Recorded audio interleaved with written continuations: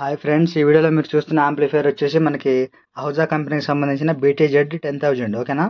ఇక్కడ మనకి ఏ జోన్ అనేది ప్రాబ్లం అయితే రావడం జరిగింది ఫ్రెండ్స్. ఈ యాంప్లిఫైయర్లో మనకి ఏ జోన్లో ఉన్న మెయిన్ అవుట్పుట్ ట్రాన్సిస్టర్లు ఉంటాయి కదా మనకి యాంప్లిఫైయర్కి సంబంధించింది, ఈ 12 ట్రాన్సిస్టర్లు అనేది కంప్లీట్గా షార్ట్ అయిపోవడం జరిగింది.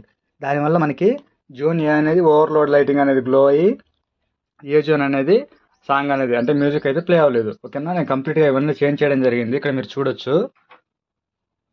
చూస్తున్నారు, ఇక్కడ నేను 12కి 12 ట్రాన్సిస్టర్ అనేది చేంజ్ చేసేసి కొత్తవి అయితే రిప్లేస్ చేశాను. ఇక్కడ మీరు చూడొచ్చు ఓకేనా. ఈ విధంగా కొత్తవి అయితే రిప్లేస్ చేసుకోవడం జరిగింది అన్నిటికీ. ఈ విధంగా చేసిన తర్వాత మనకి యాంప్లిఫైయర్ అనేది ఓకే అవ్వడం జరిగింది. నేను ఒకసారి మీకు ఆన్ చేసి చూపిస్తాను ఫ్రెండ్స్. ఇక్కడ మీరు అబ్జర్వ్ చేయండి. ఇక్కడ నేను స్విచ్ అనేది ఆన్ చేసుకుంటున్నాను. సో ఇక్కడ మీరు చూడొచ్చు మనకి ఆన్ కండిషన్లోకి అయితే వచ్చేసింది.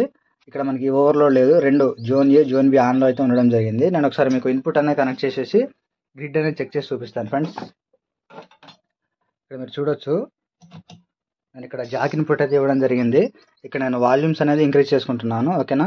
ఇంక్రీజ్ చేసుకున్న తర్వాత ఇక్కడ మీరు చూడొచ్చు, ఇక్కడ రెండు జోన్లు అబ్జర్వ్ చేయండి. మీరు మనకి ఇక్కడ సిగ్నల్ లైటింగ్ అనేది అబ్జర్వ్ చేయండి.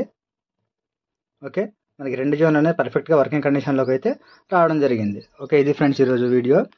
సో ఫ్రెండ్స్, వీడియో నచ్చినట్లయితే లైక్ చేసి ఛానల్ సబ్స్క్రైబ్ చేసుకొని సపోర్ట్ చేస్తూ ఉండండి. Thank you.